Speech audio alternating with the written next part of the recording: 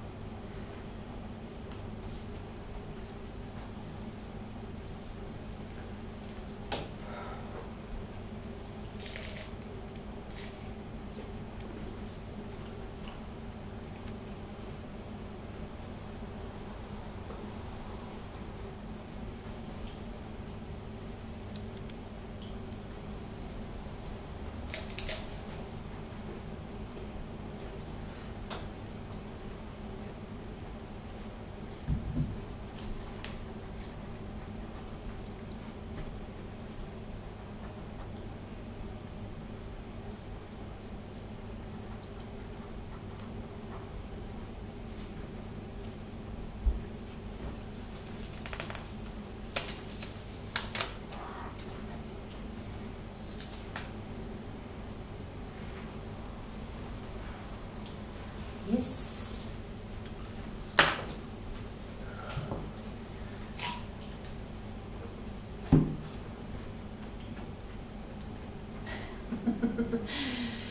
Dorte, vil du lægge ud?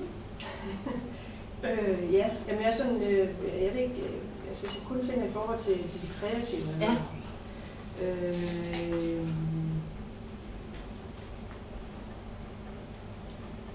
Jamen, så tænker jeg egentlig, at der er jo rigtig god mulighed for funding. Men igen, som alt det, jeg snakkede om før, det har også nogle mangler. Og jeg synes egentlig også, nu starter vi omkring vækstudvikling, jeg synes egentlig også, at der er rigtig god rådgivning at få. Til gengæld, når jeg kigger på ikke kun det kreative erhverv, men kreativitet, innovation inden for regionen, så ser jeg også, at der er utrolig mange innovationskonsortier af alle mulige mærkelige, der springer frem. Og jeg synes faktisk, det er rigtig, rigtig svært at få et overblik over, hvad de forskellige konsortier de gør. Og så synes jeg inden for regionen, at der er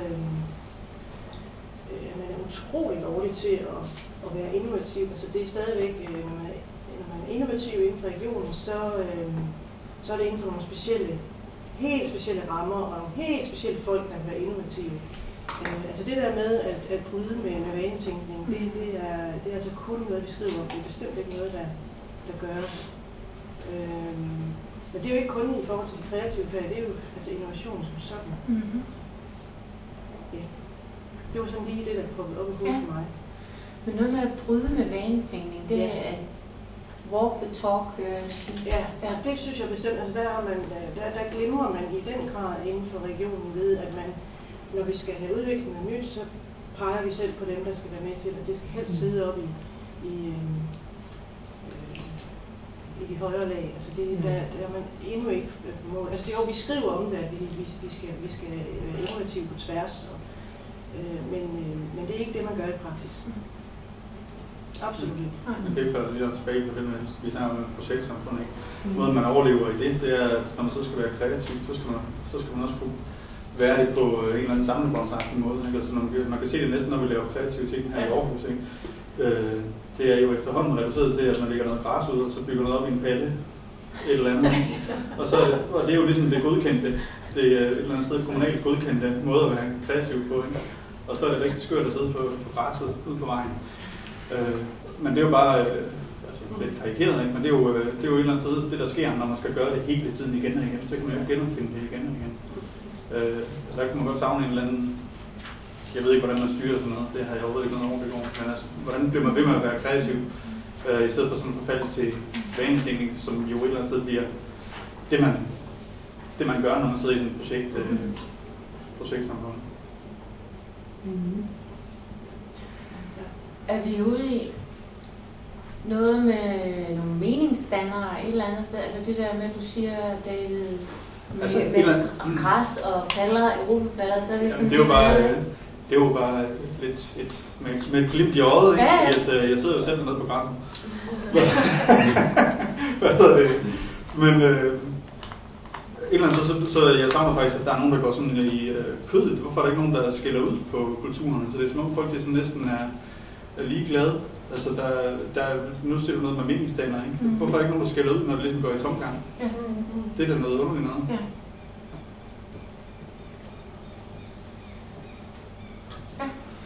Og det ved jeg ikke, om det kan man nok ikke frembringe. Kan regionen fremelske nogle meningsdannere, der kan skille ud på regionen? Ja, men jeg synes, at det er interessant. Er der... Ja. Jeg tror, jeg har sådan lidt lige... Jeg fik sådan et overordnet billede. Jeg er vældig enig med, hvad du også siger, på det der.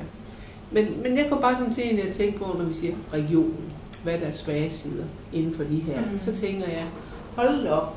Jeg tror slet ikke, og det siger mere om mig sikkert, end jeg gør om regionen måske.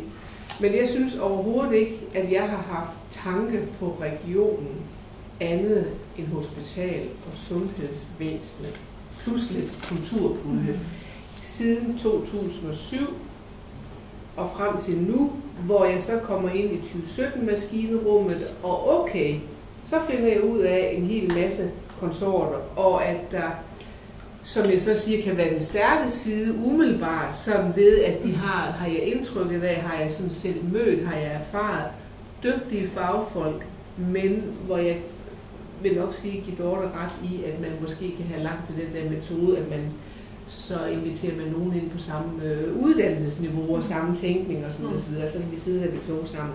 Så jeg tror egentlig, at jeg har den der regionen har for mig i mange år været, udover der har været diverse små kulturpuljer, som man sådan kunne hygge sig lidt med, så har det været behandling og ventelister og hospitaler.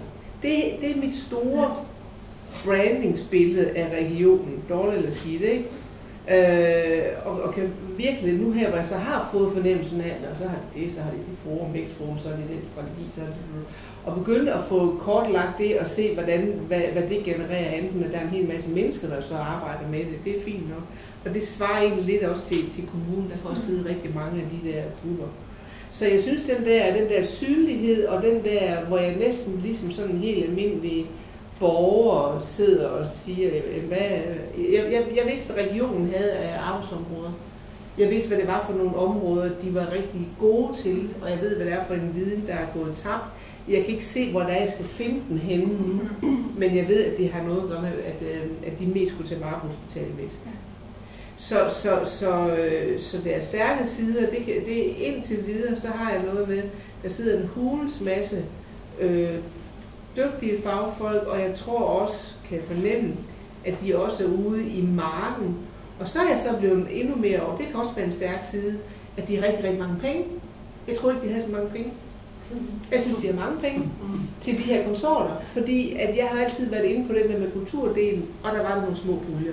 Men så skal jeg lige love for, at jeg får ud af, at der er mange penge, når det handler om de der konsorter, inden for det kreative kulturelle erhverv, og selvfølgelig også hospital, men det er jo sådan bare ligesom en størrelse, vi ikke rigtig kan gøre så meget ved. Det kan man jo godt. Så det er sådan, det er bare helt banalt. Ja. Altså. Ja. Så jeg kalder det min rigeonkel. Ja. Jamen, jeg tror også, der kunne være et behov for, at mange af vores innovationskonsorter, altså de steder, som sidder og forsker og udvikler, bliver bedre til at interagere med det private, med virksomheder derude. Ikke kun, at det går den ene vej, men også den anden vej. Altså, de bliver måske mere opsøgende. Fordi man kunne godt have lidt fornemmelsen af, hvis man har en idé om noget, der skal udvikles, det kan være enten IT, så tager jeg det måske nærmest til Katrinebjerg. Jamen, så kører det bare igennem den ene anden, og så kommer man ud med en rød sløjfe på. Men det er dybest set practice as usual. Men fordi vi arbejder med nogle teknologier, så sætter vi den på, det gjort før, og så havde vi også lige den gjort, og så lægger vi den der på, og så kommer vi bare ud i den anden. Og det er ikke kun inden for IT, det tror jeg, det er inden for rigtig mange ting. Og det er måske fordi, man sidder i sit eget lille forskermiljø og nørder med nogle teknologier. Og det bliver det, der bliver drivkraften.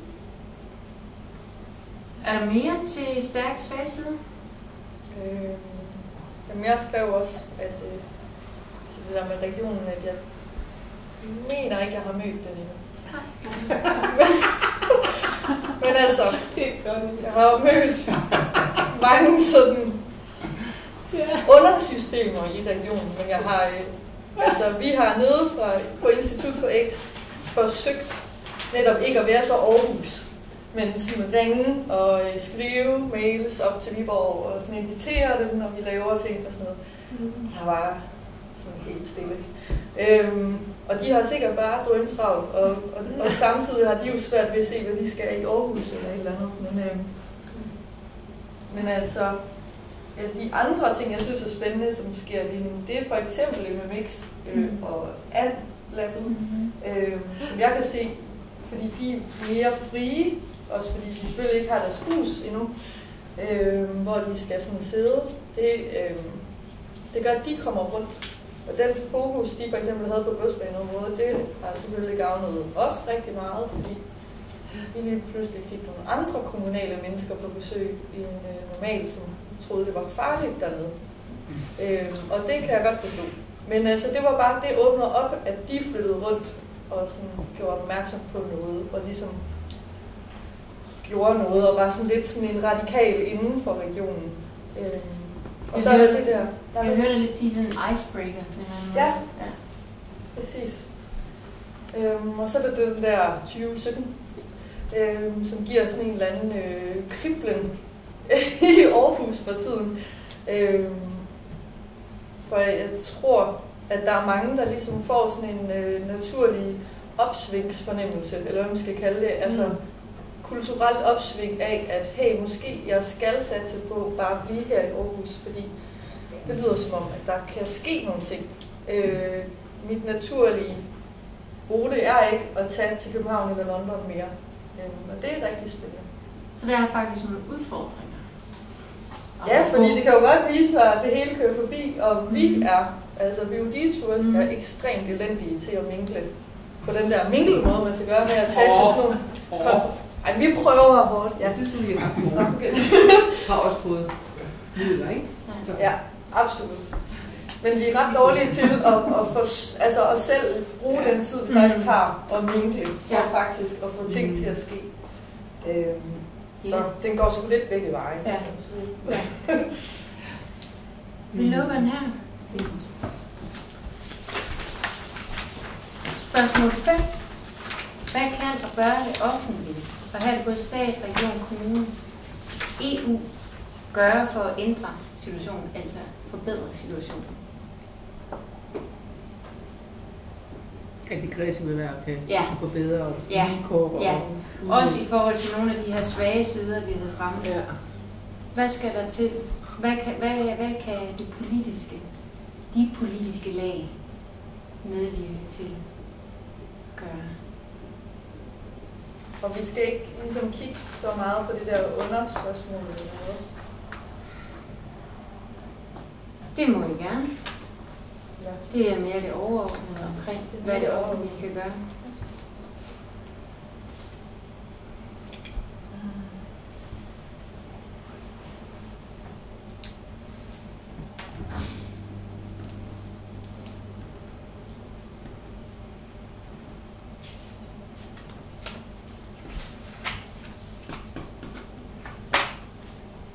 Skal det noget mere ud?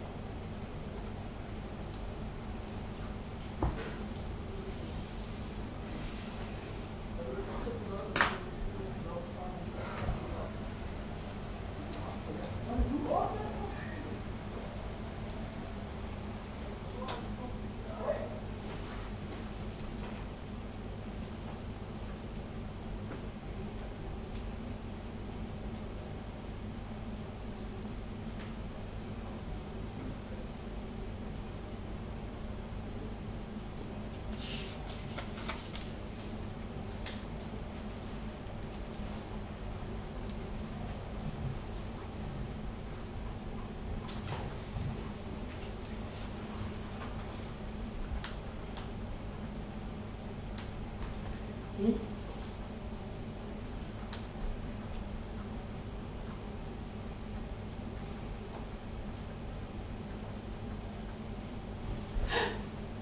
Og du var så godt i gang med at skrive, Ulla. Vil du ikke fortælle os, hvad det er, du har skrevet? Jo. Altså jeg tror helt klart, der er noget på det her projektsamfund, men nok skal sådan helt op fra statslig side revurdere bare lige lidt. Fordi jeg tror stærkt på det der midlertidigt med at ændre ting undervejs og prøve nogle ting af og sådan noget. Men der skal også være det der kører igennem, hvor man stoler på, at det her også er der næste år. Og, så, altså sådan, og så tror jeg sådan en god ting, jeg tror kunne styrke rigtig mange byer, for eksempel her i regionen, det kunne være at lave sådan noget, ligesom at vi har været så heldige, at Institut for X bor der, hvor det bor ved godsbanen, og at den kulturelle sektor er flyttet derned fra kommunen. Det gør, tror jeg, fordi det er meget nemmere at hilse på naboen så. Og man forstår nemmere naboen, når man kan møde dem henne i caféen, ikke? Altså, fordi man kan sige hej og lige sådan, hvordan gør jeg det her? Og kommunen kan nemmere sådan se, hvad de kan bruge. Så egentlig prøve at gøre den slags, altså sådan at have mere sådan nogle platforme, hvis man havde det i tæt forbindelse med rådhusene i de mindre byer. Og det er vel at mærke sådan nogle platforme med 50% hvide vægge og 50% meget beskidte vægge. Ja. Sådan som man godt må gøre begge dele, for så bliver det kun det der fine tænke noget. Som er godt til ret mange kreative erhverv, for eksempel det du laver, ikke? Men der er også mange erhverv, som så lige pludselig ikke rigtig kan blive til noget, fordi man ikke kan smide eller save eller sådan noget. Så man egentlig ikke kan føre ting ud i livet i samme grad. Så sådan den måde at tænke lynfabrikker på, tror jeg kunne være, eller Institut for X'er rundt omkring. Tror jeg, regionen kunne være med. Yes. Er der andre, der vil supplere? Det kan man sige, jeg er meget enig, altså det er samme tanker, jeg har. Ja. Ja. Og supplement til det, fordi nu stod der spørgsmålet, hvad kan og bør det offentlige, stat, region, kommune, EU gøre? Hvad kan de gøre for at ændre situationen? Og så fik jeg bare tanken, du ved, hvis det ligesom sådan er, jamen, hvad kan borgerne gøre? Altså, jeg er snart derhenne, hvor man kan godt være en lille smule utålmodig, og det der, jeg godt kan bruge Institut X og egentlig Mads Peter, hele det der crew omkring den tankegang. Altså, ikke fordi, men egentlig så sidder man sådan og venter på nogle systemer. Altså, det er lige før jeg går ind for sådan en ikke-voldelig revolution, ikke? Altså forstået på den måde, at det der med, at vi skiller ikke ud, nej, vi stiller ikke engang krav. Det gør folk jo egentlig meget sådan til, de gør det til systemerne, men det kan godt være sådan lidt brokket krav, ikke? Altså, den der med at gå ind og stille krav til, eller i hvert fald komme med nogle konstruktive forslag, altså vi vil invitere os ind her, eller man sidder og venter på, altså vi vil gerne invitere os ind til at kigge på nogle forskellige regler eller et eller andet. Altså det er sådan det er egentlig bare at vende lidt på hovedet, fordi at der kan jo gro mos på os alle sammen før, fordi det er jo store sådan koncentrater. Hvis du ser menneskene i staten, så er der jo mange mennesker, der sidder og arbejder derinde, der venter på, at nogen går ind og ændrer situationen for dem. Som kan se, at det her system, det er faktisk ikke godt længere. Vi bruger ikke de fagligheder eller kompetencer, vi har til egentlig at løse de problemer, som vi er sat til verden for, fordi der er et andet lag og et andet lag osv. Så derfor så nogle gange synes jeg det der med, hvad kan det offentlige gøre? Altså jeg tror mere, det er den anden vej rundt.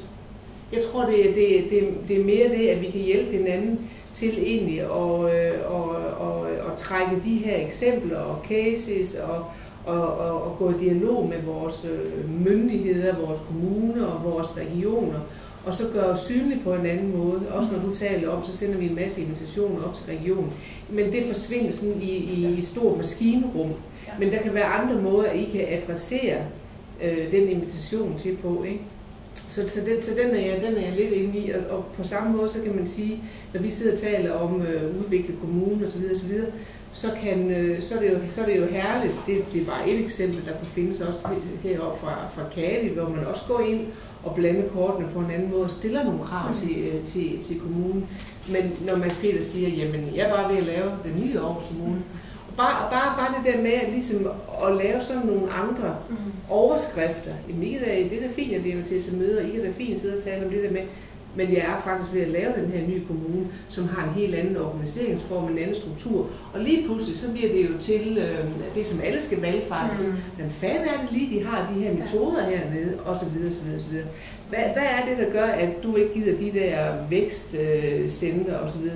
Fordi du arbejder ikke i 5-årsplaner. Men sådan er andre blevet skolet til at tænke.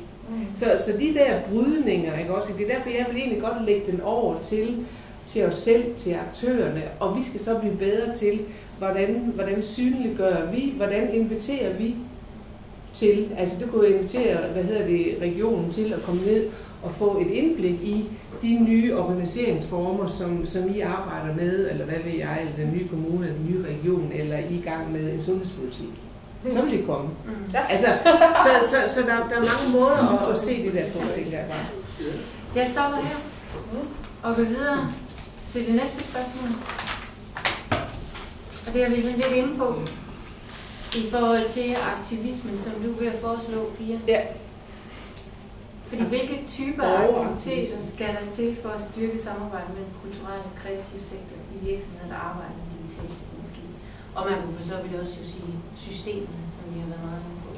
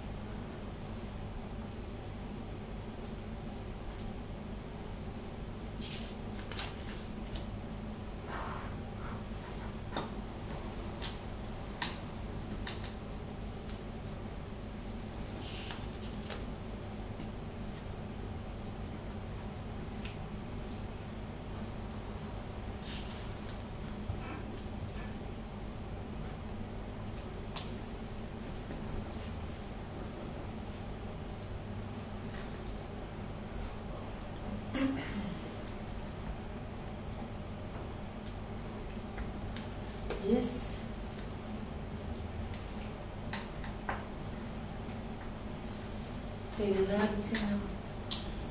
Jamen, jeg sad og prøvede at skære lidt ind til benet, og tænkte, hvornår samarbejder jeg med virksomheder og med digital teknologi? Det gør jeg, når der er en pulje, vi kan søge. Og der er nogle penge. Det er jo ligesom det, der er smørmidlet til at der sker noget derinde. Så der kan man sige, at for vores vedkommende, der har det jo tit og ofte været statslige midler fra Kulturarvsstyrelsen. De formidlingspuljer, de har lavet deroppe, de har været rigtig gode til at få sat gang i samarbejde mellem museer og alle mulige forskellige digitale leverandører. Så på den måde har det der været udviklende for museerne. Og så er der jo alt det, de også snakker om, ikke? At, hvad skal der til for at styrke et fælles fagligt miljø for? Altså det er jo igen det her med netværk. Ja. Yes. Hvad kan der gøres for det? Også i forhold til de netværk, der eksisterer. Bygges på. Det er jo ikke let. Jeg ser ikke sådan en stor revolutionær idé, man bygger hele tiden på. Men udfordringen i hele systemet, det er jo lige nok den her projektteam, så folk de flytter jo hele tiden rundt, ikke? Og det er jo tit båret af en enkelt person, man kender et eller andet sted. Og når de så flytter et eller andet sted hen, så er kontakten til en eller anden institution fuldstændig væk. Så det hører jeg også noget udfordring med personafhængighed. I hvert fald, at det er meget spændende. Ja.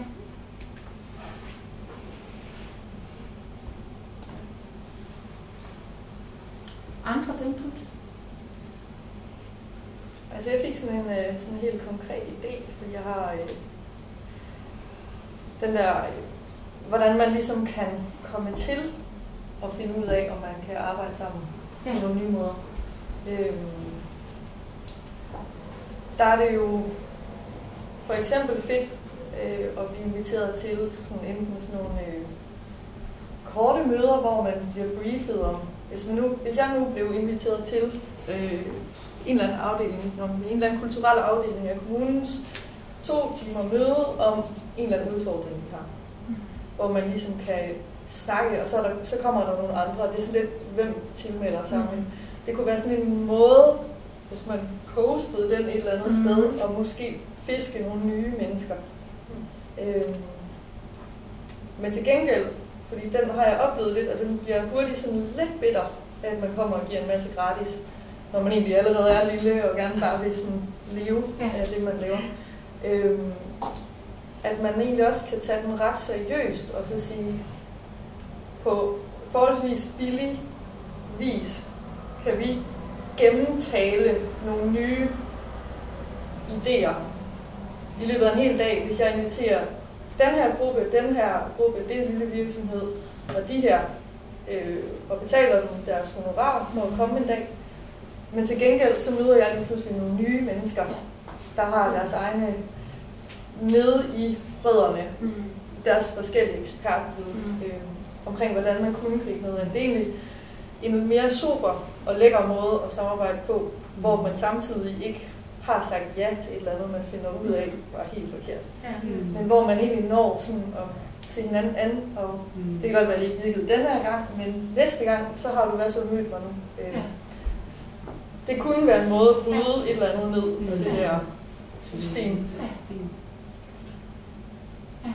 Det er jo jamen det er et eller andet sted spændende. Der mangler faktisk sådan en Emma Gade for projektsamfundet. Med etikette. Det gør Emma Gade etikette, ja. Det er lidt det der med, altså der er nye metoder, som der bliver udviklet i nogle, altså i nogle områder, og så kan du sige i kommunen og regionen, som du var inde på, Dorte, der er det ligesom, det er den der, som jeg siger, jamen vi kommer ikke videre, hvis vi inviterer dem, som ligner os selv, og som, du ved, samme generation, samme uddannelse osv.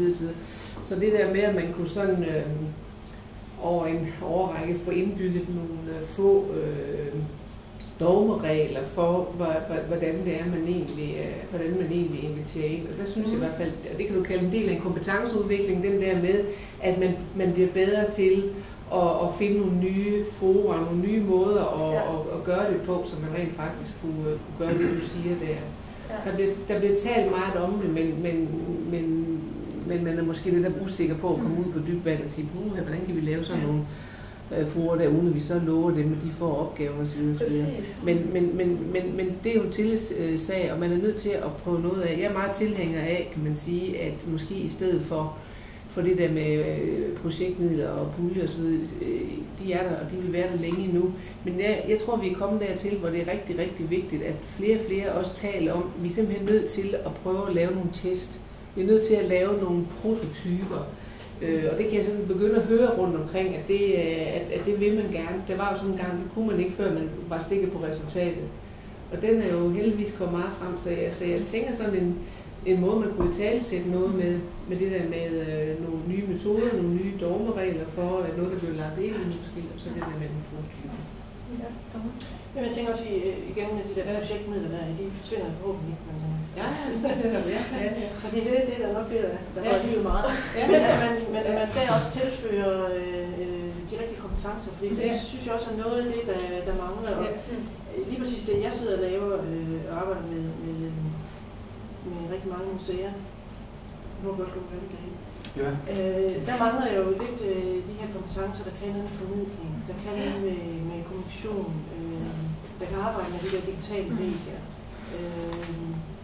som ikke kun er, som også ved rigtig meget, men som også kan den der formidlingsdel, eller en eller anden, som er linket imellem den digitale teknologi og så. Og dem er der ikke så mange af derude, men hvis så dem med midlerne måske også, så måske ikke tilføres mange midler, men så også nogle kompetencer eller en eller anden. Og så må de egentlig også godt måske stille flere krav til, hvad udkommet skal være, og følge mere op på det. Og det tror jeg bliver afslutningsprædik. Ja. Tusind tak for det. Det var fint. Og det, der vil ske nu, det er, at Morten har siddet og tastet, og vi har det på film, og så vil vi simpelthen lave et sammendrag af alle de her 3 fokusgrupper. Om ikke særlig lang tid, så vil vi også modtage et spørgeskema, som også omhandler det her, og som meget gerne vil svare på. Og det bliver også sendt til en langt større gruppe end jer, der har været med til den her fokusgruppe række. Og så efter sommerferien kommer vi også ud og laver nogle interviews, nogle uddybende interviews, som simpelthen skal være med til at kvalificere spørgeskemaundersøgelsen. Og så samler vi alt materialet her i Smart Culture-projektet ICANN i Spanien, som er oppe på det, og så bliver det sådan set den baseline, vi arbejder ud fra i forhold til udvikling af Smart Culture-projektet, og kigger på, hvilke styrker og svagheder er der rundt omkring, og kunne man måske lave nogle udvekslinger. Er der nogle særlige steder, hvor man kan se, at der er nogle potentialer, som vi skal undersøge nærmere med cases osv. Så på den led er det sådan en undersøgelse af, hvad er det, vi kan gøre i forhold til at skabe videndeling på tværs. Vi er i gang med at få opbygget et website, smartculture.eu, og det vil jeg også sende til jer, når det er sådan, at det er flyvende. Det er det lige om lidt. Vi har også lavet en Facebook-gruppe og på Twitter og LinkedIn og alt sådan noget, men vi er lige sådan i gang med at køre i gang, så der er ikke sådan voldsomt meget aktivitet, men der kan I følge os. Og så kommer delegationen af partnere også til Aarhus juni 2014 og september 2015, hvor vi jo selvfølgelig vil kigge efter, om vi ikke også kan skabe nogle synergier på tværs, måske lave nogle mødesteder, nogle platforme, hvor man nemt kan udveksle nogle af de her cases og sådan noget. Og det kan jo godt være, at vi kunne finde på at ringe til jer igen og sige, hvordan skulle vi gøre det? Hvad vil være gode idéer at bringe frem og sådan noget, også fordi at det kan være svært, når der kommer sådan nogle helt udefra, og faktisk at få skabt de der forbindelser. Så der kan vi godt bruge nogle input til nogle nye metoder. Også for at det bliver relevant, og ikke bare stillet op som en eller anden stafage. Men vi er i hvert fald rigtig glade for alle de inputs, vi har fået. Det er nogle kanon gode ord, vi kan få bragt med ind. Og det er ikke kun det her Smart Culture-projekt, der gør brug af det. Der er også andre more creative groups, tænker jeg også kunne gøre brug af de her findings. Der er også noget omkring en uddannelse heroppe på universitetet, som også kunne bruge det og sådan noget. Så hvis det er sådan, I kender andre projekter, hvor man tænker, hey, her kunne vi faktisk godt bruge nogle af de her inputs, som vi har været med til at sætte i søen her i kraft af de her fokusgrupper, så siger bare til, så sender vi materiale til jer. Og jeg vil også sende en mail til jer, hvor I også får navn og e-mailadresse på hinanden, hvis det var sådan, I kunne finde på at ringe til jer. Hold da, det er flot. Ja. Så, tak for i dag. Og så er der jo muligheden for faktisk at se, hvad der er, der foregår her. Altså det vil jeg opfordre jer til, selvom det er sidst på dagen, så tank lige om. Men der sukker under kampen. Så det er jo